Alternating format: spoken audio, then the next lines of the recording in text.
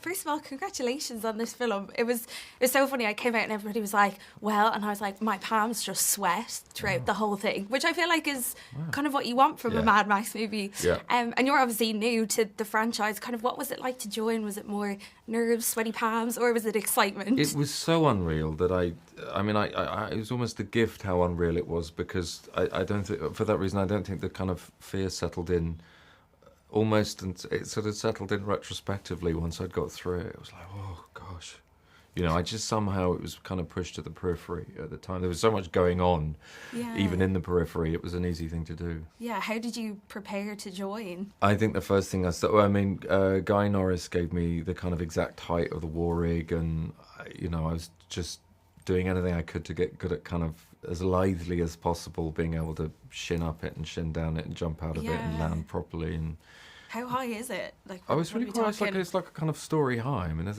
kind of climbing up a ladder to get in. Okay. Yeah. It's like, when you usually join a job and they teach you how to lift boxes, but this time it's like how to like jump off a war rig. It's like slightly different vibes. I mean, the wheels aren't quite.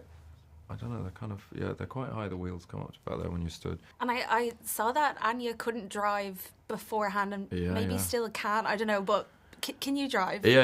Okay, good. Yeah. It wasn't the issue of being like...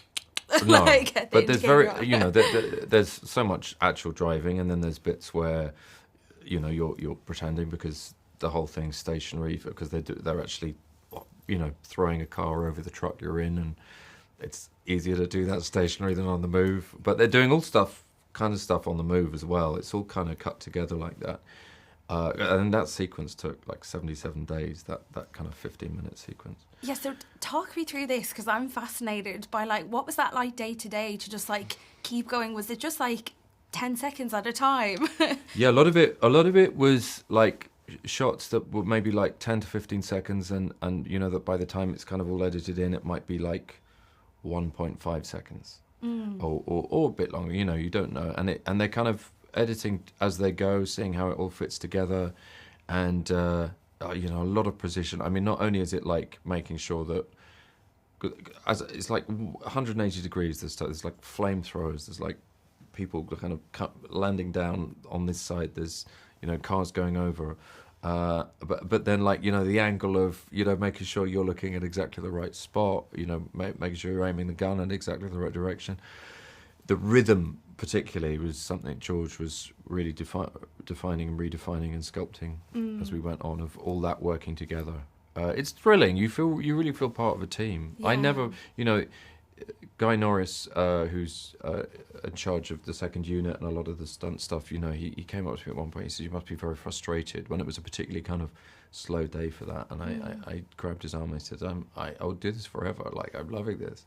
At the same time, there was a bit of like, when it was when done. we finished it, it was but I was a little bit sad when we finished it. When we finished that sequence, I was a little bit sad. Yeah, Okay. Yeah. And I think what I found interesting, like, looking into these movies, and with the last one as well, is kind of like, how much people give to it. Like what you were saying, I was so happy to spend a week working on 10 seconds. Yeah. And so much so that Anya was saying that almost everybody who's made a Mad Max movie is kind of like, you only understand it if you've been there. Yeah. And for you, like, looking back, what kind of has been the impact of it?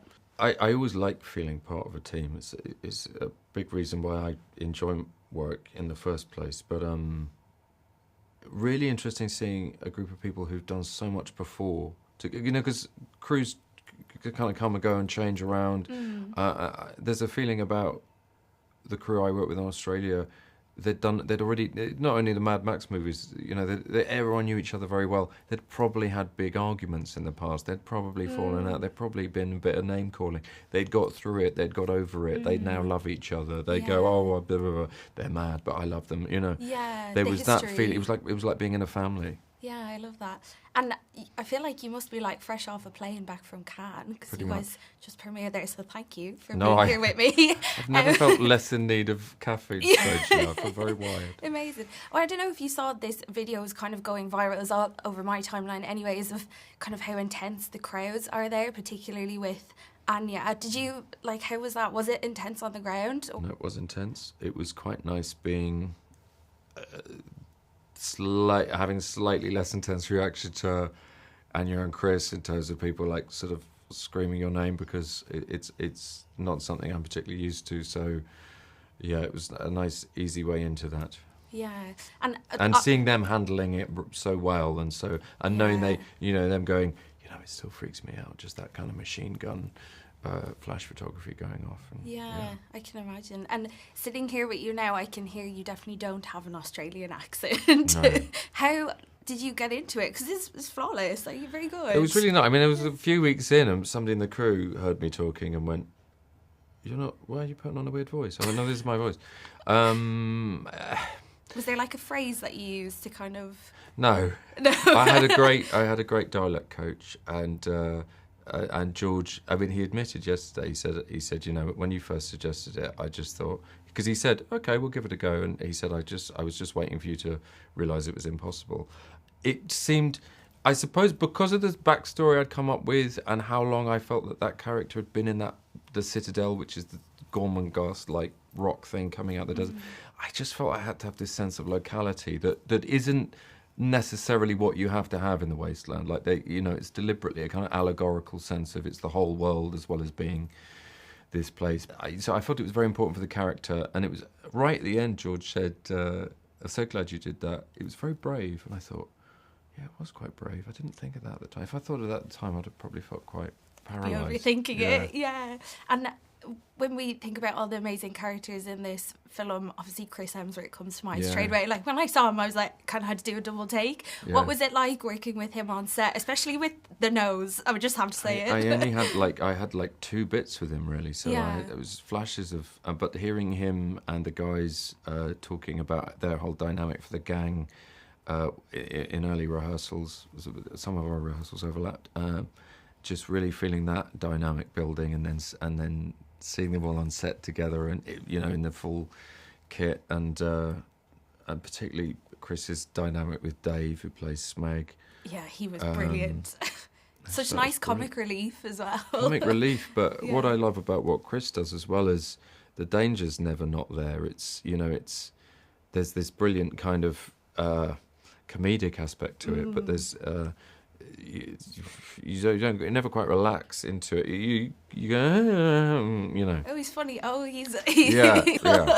Lastly, before we wrap up, just speaking about your character, and I think you had such a nice storyline, especially with Furiosa. Why do you think Furiosa and Jack kind of formed such a strong bond so quickly? There's a phrase a friend of mine uses in often different scenarios because of the seduction of circumstance, and the fact they become a team.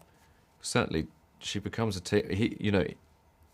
He doesn't know who his teammate is. He thinks it's Black Thumb initially, and suddenly it's this other person in front of him, and there's something about something they see in each other's eyes. It's a kind of, but they still, it's not an immediate kind of thing, and then they kind of talk and they kind of make a deal, and the environment they're in. He's had to be so discreet about anything for so long that to any aspect of him that's sort of softer or humane, and suddenly there's somebody else who and he. I mean, I think Anya said it rather brilliantly. Rather than falling in love with her, he falls in love with her sense of this place she wants to get to.